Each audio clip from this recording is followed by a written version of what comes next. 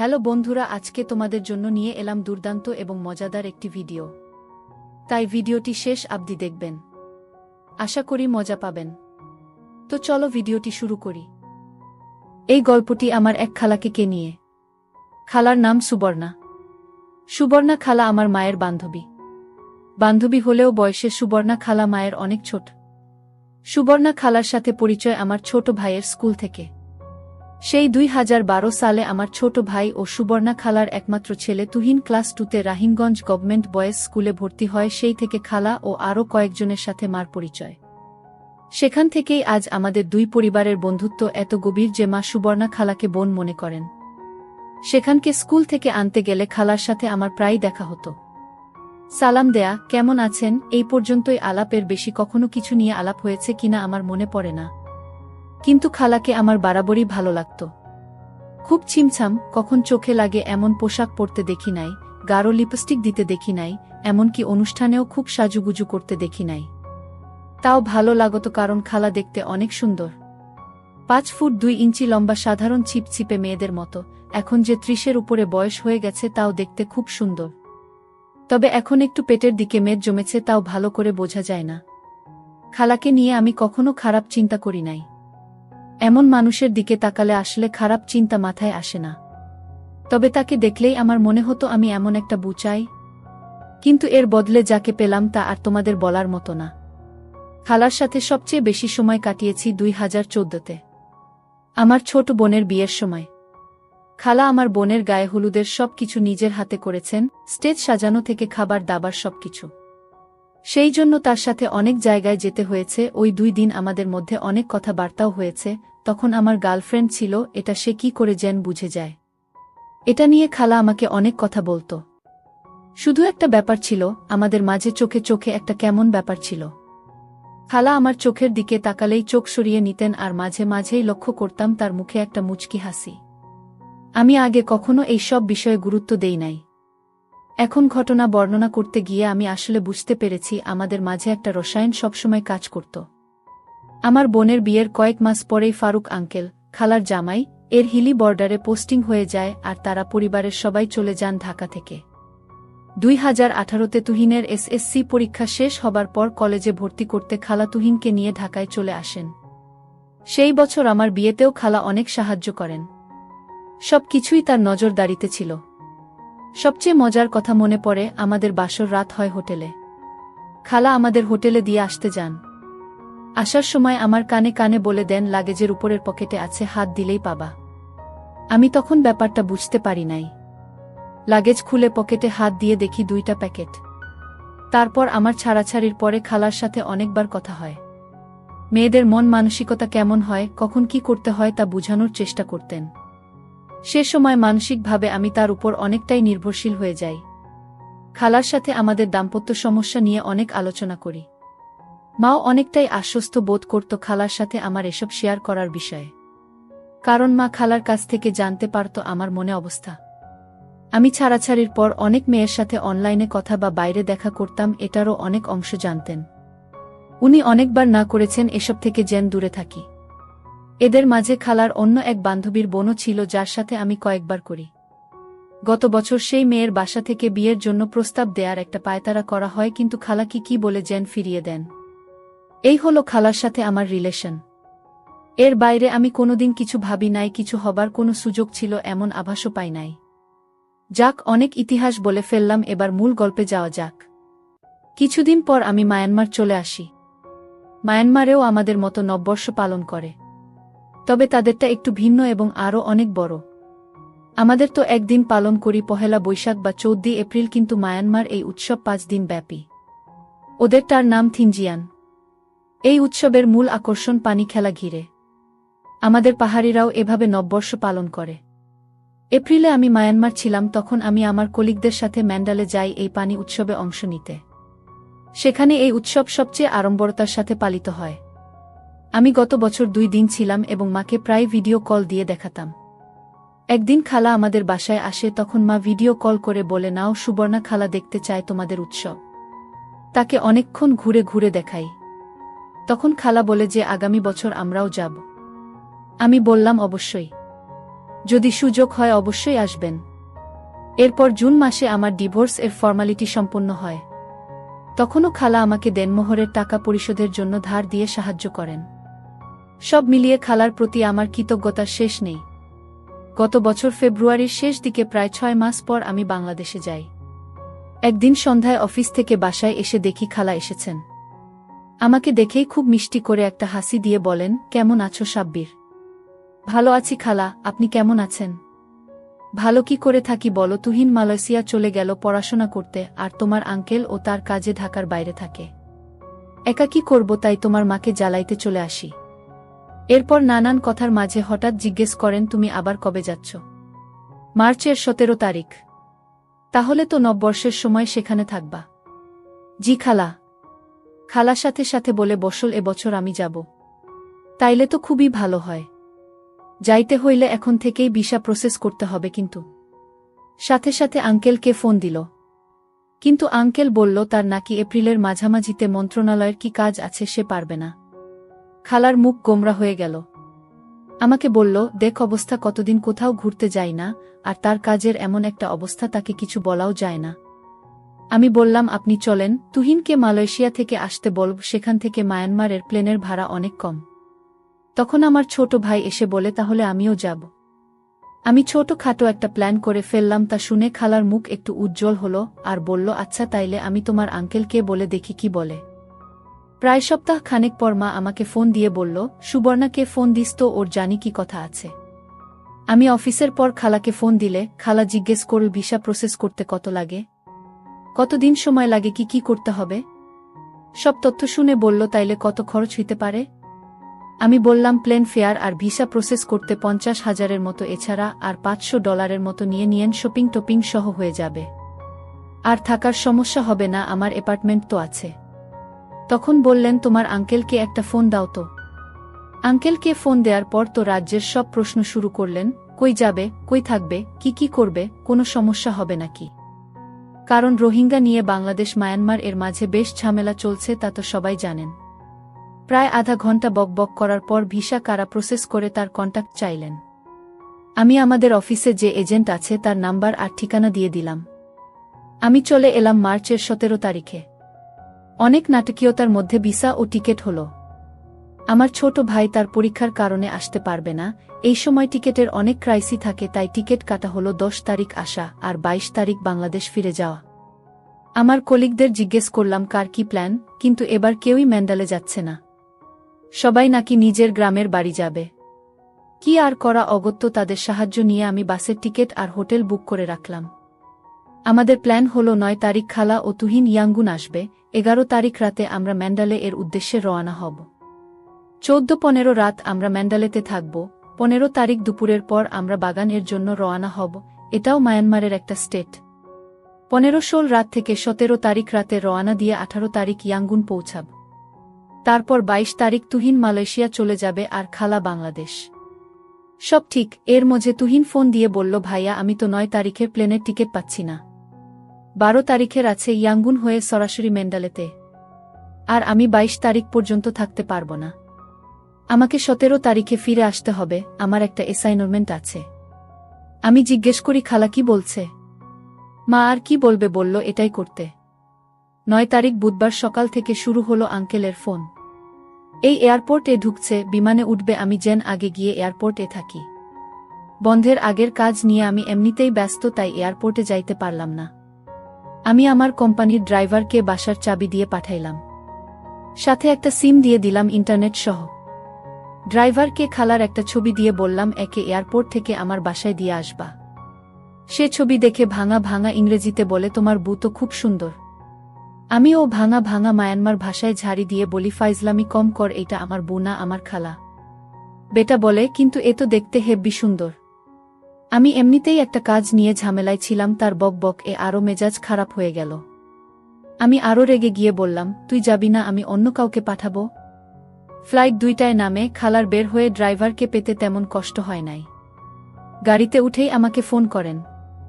আমি ক্ষমা চেয়ে বললাম, খালা আপনি ওর সাথে বাসায় যান, আমি আসতেছি একটু পরেই। একটু পরে তো দূরের কথা, আমার কাজ শেষ হইতে হইতে 6টা বেজে গেল। অফিস থেকে আমার বাসা হেঁটে যেতে 15 মিনিট লাগে। আমি একটা রেসিডেন্সিয়াল এলাকায় একটা কন্ডোতে ৭০০ স্কয়ার ফিট এর স্টুডিও অ্যাপার্টমেন্ট এ ভাড়া থাকি। অ্যাপার্টমেন্টটা অনেক সুন্দর, কিন্তু সমস্যা হলো প্রাইভেসি নেই, মানে একটা রুম আর বাথরুম। যেহেতু আমি একা থাকি তাই সমস্যা নেই, কিন্তু খালা কি করে থাকবে? আমি বাসায় গিয়ে দরজায় কড়া নাড়তেই খালা দরজা খুললেন। তিনি একটা সাদা সালোয়ার কামিজ পরা মাত্র ঘুম থেকে উঠলেন হয়তো। কি সুন্দর যে দেখাচ্ছে তাকে ধুলু ধুলু চোখে, আমি ভাষায় প্রকাশ করতে পারব না। সাথে সাথে আমার ড্রাইভারের কথা মনে পড়ে গেল। বেটা বলতেছিল আমার বউ নাকি অনেক সুন্দর। ইস, উনি যদি সত্যি আমার বউ হতো। খালার কথায় আমার সম্বিত ফিরে এলো। আমাকে বলল, কি হলো, দরজায় দাঁড়িয়ে থাকবে নাকি? আমি সালাম দিয়ে হাসি মুখে বললাম, কেমন আছেন খালা? ভালো, তুমি তো ব্যস্ত বাবু, এয়ারপোর্ট ও আসতে পারলে না। আমি একটু অপরাধ সূচক হাসি দিয়ে বললাম, প্রায় ১ সপ্তাহ বন্ধ। বাংলাদেশের অফিসে অনেকগুলো রিপোর্ট পাঠাতে হবে। অন্যদেরকে কাজ বুঝিয়ে দিতে হচ্ছে, সব শেষ না করলে এই ছুটির মধ্যে ঝামেলা করবে। তাই চেষ্টা করছি এই সময়ের মধ্যে শেষ করতে। আর তো একদিন আছে অফিসের, যেহেতু অনেকেই নিজের গ্রামের বাড়িতে যাবে তাই অফিস শুক্রবারে ছুটি ঘোষণা করেছে।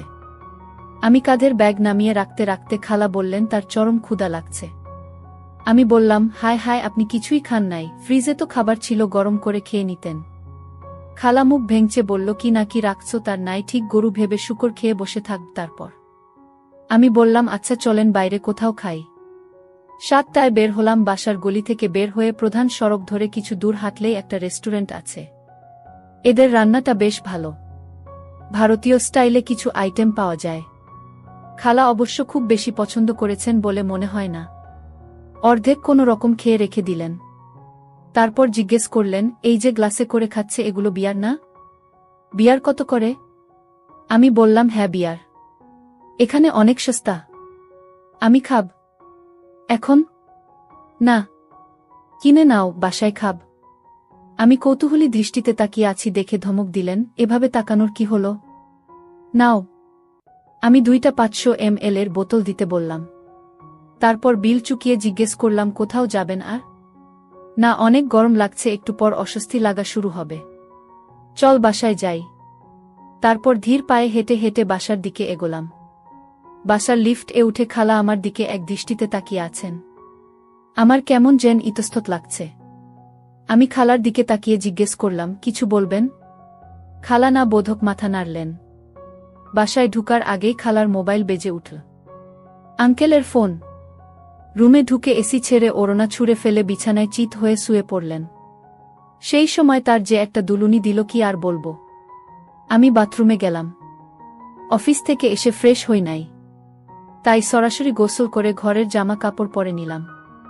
খালার কথা বলা শেষ। একটু পর মা ফোন দিল। তিনি তো আমার বাসার পুঙ্খানুপুঙ্খ বিবরণ দেয়া শুরু করলেন। ফ্রিজের পাশে রাখা বোতল দিকে ইশারায় বললেন, বলে দিব? আমি 2 হাত জোর করে বললাম না। তিনি অন্যদিকে টপিক নিয়ে গেলেন। আরও রাজ্যের কথা বললেন। তারপর আরও কয়েকজনকে ফোন করলেন। এই করতে করতে রাত 11টা বাজালেন। আমার বাসায় কোনো টিভি নেই, তাই খালার করার মতো কিছু নেই। এটা যেহেতু স্টুডিও অ্যাপার্টমেন্ট তাই কোনো আড়ালও নেই। আমি বারান্দা থেকে কাপড় মেলার দড়িটা এনে ঘরে বেঁধে পর্দা দেবার চেষ্টা করলাম, বাঁধার মতো তেমন জায়গা করতে পারছি না। খালা আমার কার্যকলাপ অনেকক্ষণ যাবত লক্ষ্য করছিলেন ফোনে কথা বলতে বলতে। ফোনটা রেখেই উনি বললেন, আমার সামনে এত লজ্জা লাগে? আমি বললাম, কই? এই যে পর্দা টানাচ্ছ যে, আমি তো আপনার জন্য করছিলাম। আমি কি বলছি এসব করতে? রিল্যাক্স, কাঁথা গায়ে দিয়ে শুইলেই হবে। এসি তো আছেই। আমি বললাম, ওহ তাইত। তারপর তিনি বিয়ারের বোতল হাতে নিলেন। আমি বললাম, এইটা না নিয়ে করোনা এক্সট্রিম নিলে ভালো হতো। ওইটা অনেক মজা। তাও বোতল খুলে নিজেই গ্লাসে ঢাললেন। আমিও আমার বোতল হাতে নিলাম। তিনি একটু মুখে দিলেন। বুঝলাম ভালো লাগে নাই। জিজ্ঞেস করলাম, খেতে পারবেন? একটু তেতো কিন্তু খাওয়ার যোগ্য। এর আগে খেয়েছেন? না, রিয়ার খাই নাই, তবে ওয়াইন খেয়েছি কয়েকবার। তিনি বেশ কিছুক্ষণ 1 গ্লাস বিয়ার খাওয়ার চেষ্টা করলেন। শেষ পর্যন্ত অসফল হলেন। আধা গ্লাসও শেষ করতে পারলেন না। আমি এর মধ্যে আমার বোতল শেষ করেছি। খালা বলল, আমার বাকিটুকু খেয়ে নাও। খালা উঠে লাগেজ থেকে একটা নিয়ে বাথরুমে চলে গেলেন। আমি ল্যাপটপ খুলে ফেসবুক ঘাঁটতে লাগলাম। কিছুক্ষণ পর বের হলেন, লম্বা একটা মেকি পরা। ভেতরে পড়া নাই সেটা বোঝাই যাচ্ছে। এই বয়সে তার শ্যাপ দেখে আমি অবাক। এর আগে কখনো ওনাকে সেভাবে খেয়াল করি নাই, কিন্তু এখন দেখে আমার যেন তার প্রতি আকর্ষণ আরও বাড়িয়ে দিয়েছে। যাই হোক, এসেই তিনি বিছানায় চাদরের নিচে চলে গেলেন। আমাকে জিজ্ঞেস করলেন, তুমি কই ঘুমাবা? যদিও আমার বিছানা ডাবল সাইজ ম্যাট্রেস, তাও বললাম, এই যে পাটি আর তোষক, এখানে শুয়ে পড়ব। খালা কিছু বলতে গিয়ে আর বললেন না। কিছুক্ষণ পর জিজ্ঞেস করলেন, কয়টায় উঠো? 8টার দিকে উঠলেই হয়। অফিস তো 9টা থেকে। ও আচ্ছা। তিনি এবার তার ফোনের দিকে মনোযোগ দিলেন। আমি বেশ কিছুক্ষণ তার দিকে এক পলকে তাকিয়ে রইলাম। মাথা ভর্তি এক ঝাঁক চুল, এর মাঝে গোল মুখটা লাইটের আলোতে খুবই সুন্দর লাগছে। চোখের দুই পাশে বয়সের একটু ছাপ দেখা গেলে মুখের উজ্জ্বলতা কমে নাই। খালা মোবাইল দেখতে দেখতে বললেন, কি বাবা, কিছু বলবা? আমি বললাম, না খালা, আপনি এখনো অনেক সুন্দর, সেটাই দেখছি। তিনি চোখ উঠিয়ে বললেন, তাই নাকি? আমি কোথায় যেন কৌতুকে পড়েছিলাম, বিয়ার গেলে নাকি বুড়িকে ছুরি মনে হয়। আমি তার কথা শুনে জোরে হেসে উঠলাম। খালাও আমার সাথে অনেকক্ষণ হাসলেন। যাই হোক, আমি উঠে বিছানা করলাম। ঘড়িতে তখন 12টার কাছাকাছি হবে। তিনি জিজ্ঞেস করলেন, ঋতুর সাথে তোমার আর যোগাযোগ হয়েছে? ঋতু আমার আগের গার্লফ্রেন্ড। না, কোনো যোগাযোগ হয় নাই। আচ্ছা, ঘুমিয়ে পড়। সিগারেট খাইতে ইচ্ছা করছিল, কিন্তু সাহস হইল না। খালা ফ্রেন্ডলি আচরণ করছেন, তাই বলে অসম্মান দেখানো উচিত হবে না। অগত্যা ঘুমানোর চেষ্টা করলাম। সকালে উঠে দেখি আমার ঊর্ধ্বমুখী হয়ে আছে। বিছানায় খালা নেই। ঘড়িতে 8টা 10 বাজে দেখে লাফ দিয়ে উঠলাম। বাথরুমে যাওয়ার সময় দেখলাম মেকি পরে চুলার সামনে কি যেন করছেন। আমি বাথরুমে ফ্রেশ হয়ে ড্রেসিং রুমে এসে দেখি আমার অফিসের পরে যাওয়ার মতো শার্ট প্যান্ট নেই। অগত্যা টাওয়াল পরে বের হলাম। খালা উবু হয়ে বিছানা গোছাচ্ছিলেন, পেছন থেকে তাকে বেশ ভালোই বোঝা যাচ্ছে। আমি আলমারি থেকে প্যান্ট শার্ট নিয়ে ড্রেসিং রুমে যাওয়ার সময় খালার সাথে চোখে চোখ পড়তেই অন্যদিকে সরিয়ে নিলেন আর মুখে একটা মুচকি দিল। আমি পোশাক পরে বের হয়ে দেখি বেশ আয়োজন করেই নাস্তা তৈরি করেছেন। আমি নাস্তা করছি, খালার মুখে এখনও সেই দুষ্ট হাসি। তিনি মোবাইলে কি যেন দেখছেন আর মিট মিট করে হাসছেন। আমি জিজ্ঞেস করলাম, কি দেখছেন? উনি স্ক্রিনটা ঘোরাতেই আমার কান দিয়ে যেন ধোয়া বের হইতে শুরু করল। আমার ঊর্ধ্বমুখী রাতের সেই ছবি। খালা তো হেসে কুটি কুটি অবস্থা। জিজ্ঞেস করলেন, এই জন্যই পর্দা টানাইতে চাইছিলা? আমি কি বলবো তাই তো ভেবে পাচ্ছি না। খালা আমার সাথে এমন মজা করবেন তা আমি স্বপ্নেও ভাবি নাই। আমার অফিসের জন্য দেরি হচ্ছিল, তাই আর কথা না বাড়িয়ে কোনো রকমে নাস্তা করে বের হব। তখন খালা বললেন, আমার কিছু জিনিসপত্র কিনতে হবে। কই যাব? বললাম, আমি বিকেলে তাড়াতাড়ি চলে আসব, তারপর নিয়ে যাব। তাও বললাম, গুগল করলেই সব লোকেশন পেয়ে যাবেন। আর গ্রাবি সফটওয়্যারটা ডাউনলোড করে রেজিস্ট্রেশন করে দিলাম, যেন ট্যাক্সি ডেকে কোথাও যেতে পারেন। সারাদিন খুব ব্যস্ত গেল। দুপুরে খাওয়ার সময় খালাকে ফোন দিলাম খাওয়া দাওয়ার খবর জানতে। বললেন তিনি মুরগি রান্না করেছেন আর আলু ভর্তা ডাল রান্না করেছেন। 4টার দিকে অফিস ছুটি হয়ে গেল। আমি সব কাজ ঠিকমতো শেষ করে বাসায় যেতে 4:30টার মতো বাজল। বাসায় গিয়ে নক করে অনেকক্ষণ দাঁড়িয়ে রইলাম। খালা দরজা খুললেন। তাড়াহুড়ো করে যে জামা পরেছেন সেটা কাঁধের কাছে ভাঁজ হয়ে থাকা দেখেই বোঝা যাচ্ছে। ঘরে ঢুকতেই খালা বলল, আমার কাপড়গুলো দেখো তো, এগুলো ঠিক আছে নাকি? না, আর কিছু লাগবে? আমি তার লাগেজের সামনে গিয়ে একটু ইতস্তত করতে লাগলাম। উপরেই সব ছোট কাপড়, হাত দ্বীপ কি দ্বীপ ভাবছি। খালা লক্ষ্য করলেন আর ওইগুলো হাতে নিয়ে সরে গেলেন। আমি বললাম, এগুলো ঠিকই আছে, তাও 2-1টা হালকা টপস আর স্কার্ট কিনে নিলে ভালো, সাথে পানি খেলার জন্য লেগিংস বা এ জাতীয় কিছু। আমি তারা দিলাম। ছুটি শুরু হয়ে গেছে, আমরা তাড়াতাড়ি বের হই, নইলে মার্কেট বন্ধ হয়ে যাবে। আমরা 5:30-এর দিকে বের হলাম। বাইরে ভয়ঙ্কর গরম। আমরা বাসার থেকে একটু দূরে একটা শপিং মলে গেলাম। ঘুরে ঘুরে sandal, scarf, tops, skirt, clip, আরও কত কিছু যে কিনা তার আর শেষ নেই। এর মাঝে তো আঙ্কেল অনবরত কল দিয়েই যাচ্ছে। আমার সাথেও কয়েকবার কথা বললেন। বিশাল শপিং মলে খালা সব দোকান ঘুরতে ঘুরতে একটা দোকানের সামনে হঠাৎ থেমে গেলেন। আমি ঠিক খেয়াল করি নাই, কিছু দূর যাওয়ার পর দেখি খালা পাশে নেই। মার্কেট বন্ধ হবার সময় হয়ে গেছে, তাই তাড়া দিতে আমি একটু আগায়া যাইতেই দেখি খালা একটা দোকানের সামনে দাঁড়ানো। আমি ডাকতেই আমার দিকে হেঁটে আসতে লাগলেন। আমি জিজ্ঞেস করলাম, আর কিছু লাগবে? বলল, এভাবে কিনতে থাকলে পুরো মার্কেট কেনা হয়ে যাবে। যা দরকার ছিল কেনা হয়ে গেছে। চলো চলে যাই। তো আমরা সেই পথেই হেঁটে যাচ্ছিলাম, যে দোকানের সামনে খালা দাঁড়িয়েছিল সেটা লক্ষ্য করলাম। এটা একটা লঞ্জেরির দোকান। আর ডোলে পরানো একটা ডিজাইনার লঞ্জেরি দেখছিলেন। একটা ছোট কাপড়, খুবই সুন্দর, পিঙ্কের মাঝে লাল ডিজাইন। আমি আর তেমন কিছু ভাবলাম না। বাসায় আসতে আসতে অনেক কথা হলো। কি করব, কই যাচ্ছি, কেমন হবে এসব নিয়ে, আর রাস্তাঘাট, মানুষ কেমন, কোথায় কি পাওয়া যায় তা দেখাতে থাকলাম। অনেক জ্যাম পার করে বাসায় আসতে আসতে রাত 9টা বেজে গেল। আসার সময় কিছু খাবার দাবার ও নিয়ে নিলাম। এসেই তিনি শপিং এর সব কিছু নিয়ে বসলেন। আমি ফ্রেশ হইলাম। তারপর খাবার গরম করে দুইজনে খেয়ে নিলাম। খাইতে খাইতে খালা বললেন, আমি ফ্রিজের কোনায় রাখা বোতল থেকে অল্প একটু ওই পানি খাইছি। আমি জানতে চাইলাম কেমন লেগেছে। বিয়ার থেকে ভালো। ভেবেছিলাম অনেক করা হবে, তেমন না। তুমি প্রতিদিন খাও? খুব বেশি খাই না। এই বোতল কিনেছি 3 দিন আগে, তাও তো অর্ধেক আছে। 3 দিনে অর্ধেক খেয়ে ফেলছো বলছো বেশি খাও না? আমি তো একা খাই নাই। তাইলে? বন্ধুরা আসে। বন্ধু না, বান্ধবী। খালার তখন খাওয়া শেষ, রান্নাঘরে প্লেট ধুচ্ছেন। আমি একটু হকচকিয়ে গেলাম। সমস্যা নেই বলতে পার। আমি কাউকে বলবো না। আরে না, আমার কোনো বান্ধবী নেই। উনি ধুম করে একটা ছোট কাপড় হাতে আমার সামনে এসে দাঁড়ালেন। বললেন, এটা তুমি পর। আর তোমার কাবার্ডে মেয়েদের পোশাক কিসের? তোমার? আর তো কিছু বলার নেই। যা ধরা খাওয়ার অনেক আগেই খেয়ে গেছি। উপায় না পেয়ে সত্য কথা বলে দিলাম। মেয়ে বান্ধবী আমার বাসায় প্রায় থাকতে আসে। সে আজ তার গ্রামের বাড়িতে যাবে ছুটি কাটাতে। আপনি আসবেন বলে সে থাকে নাই। বান্ধবী না গার্লফ্রেন্ড? গার্লফ্রেন্ড না, ফ্রেন্ড উইথ বেনিফিট বলতে পারেন। তাইলে তো আমি তোমার ছুটি পন্ড করে দিলাম। এখন কি হবে? আরে ওসব কিছু না। আপনি আছেন, তুহিন আসবে, সময় ভালোই কাটবে। মেয়ের চাইতে তো আর ভালো সময় কাটবে না। আমি আর কোনো উত্তর দিলাম না। সব কিছু গুছিয়ে বসলাম। খালা কাপড় চোপড় তার বড় লাগেজে গুছাচ্ছেন।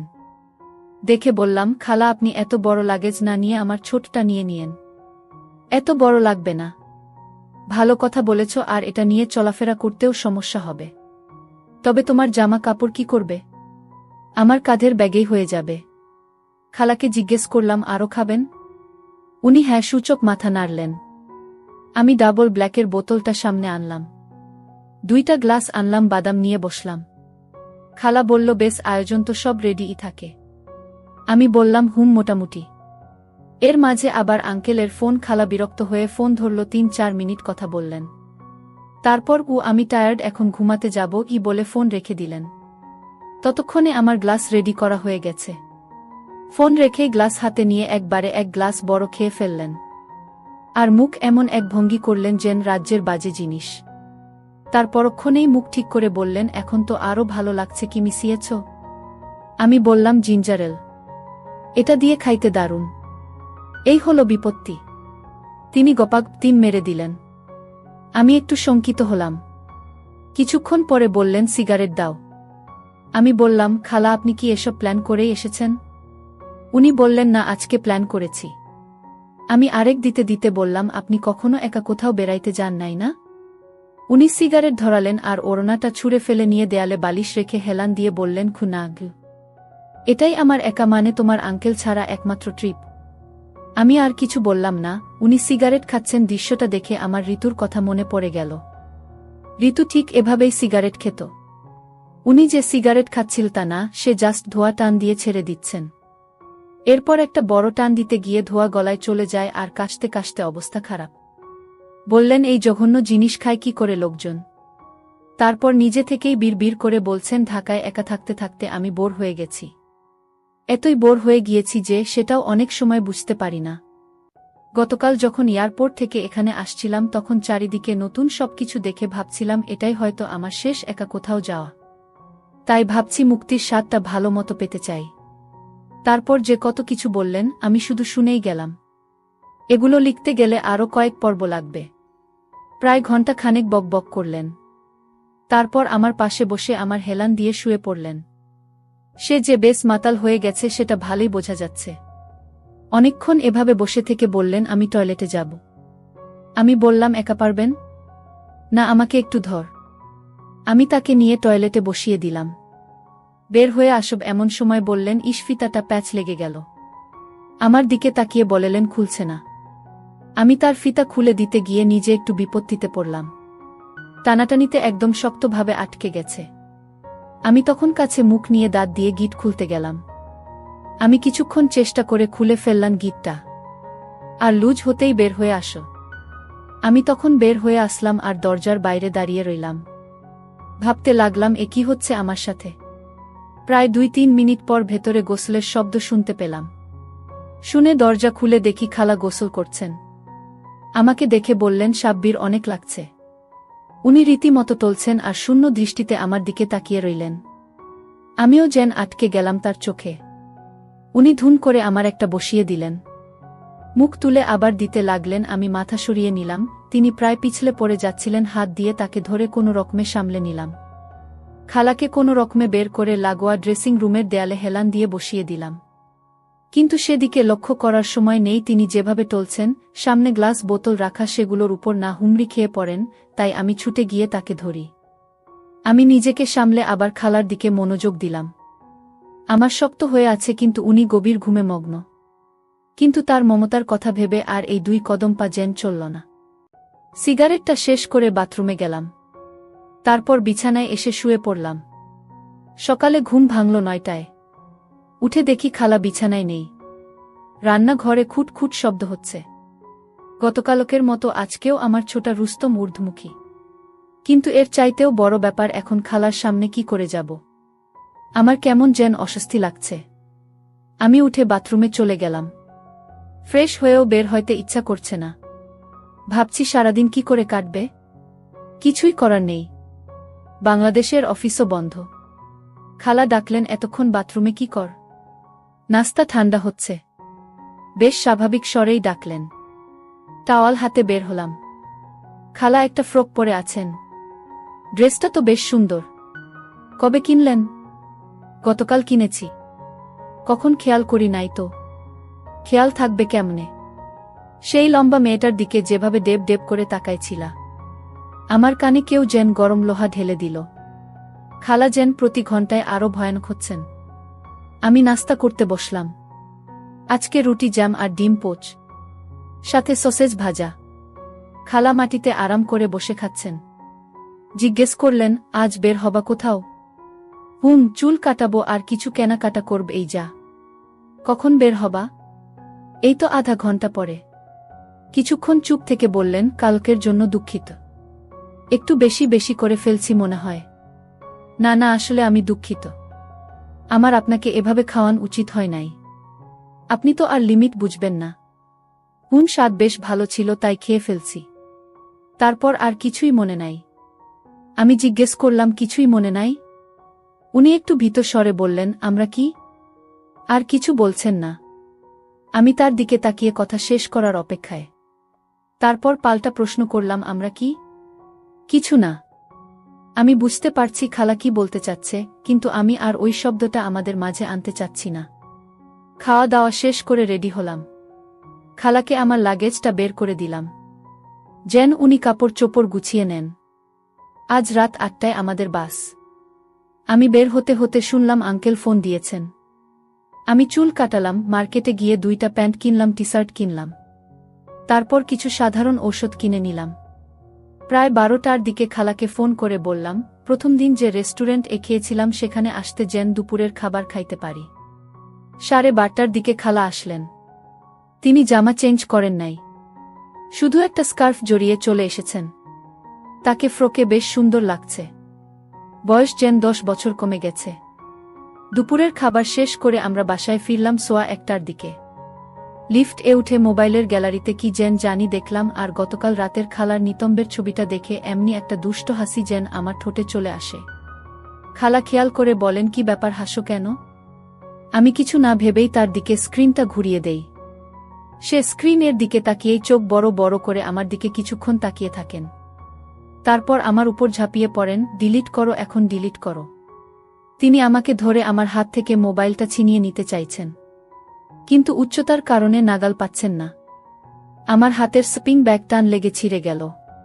কাপড় চোপড় মেঝেতে। তাও তিনি মোবাইল নেয়ার জন্য চেষ্টা করছেন। লিফট 9 তলায় থামল, দরজা খুলল আর পাশের বাসার মহিলা আমাদের দিকে তাকিয়ে আছে। খালা বিদ্যুতের মতো আমাকে ছেড়ে সরে গেলেন। আমি কোনো রকম কাপড়গুলো নিয়ে আমার ফ্ল্যাটের দরজার সামনে গেলাম। খালা হাসছেন মিটিমিটি। আমি দরজা খুলে ভেতরে ঢুকতেই বলল, আর কি ছবি তুলছ?